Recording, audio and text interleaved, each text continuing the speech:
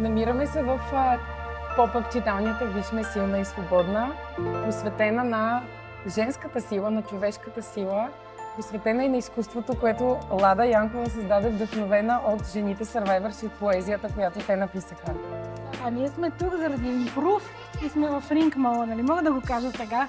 Те ни приотихат вече цели 2 месеца и тук успяхме да разгърнем книжката.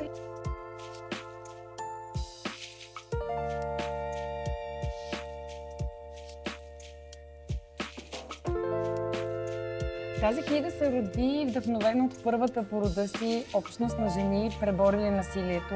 Те минаха през курс по поетично писане.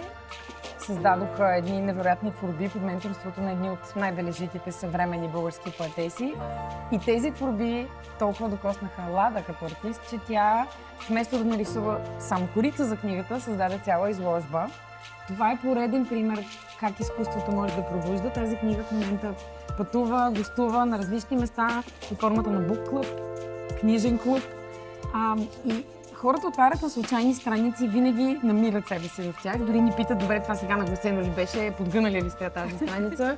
И точно това се случи и с тази читалния. Идеята ни беше да достигнем до хора, които не ни търсят, да бъдем на място, на което не ни очакват и да помогнем на хората точно това, да срещнат себе си. Аз пък искам да кажа, че тази книга ме докосна така, че да не я представя само черна, а да дам светлината на това, което трябва да й се случи.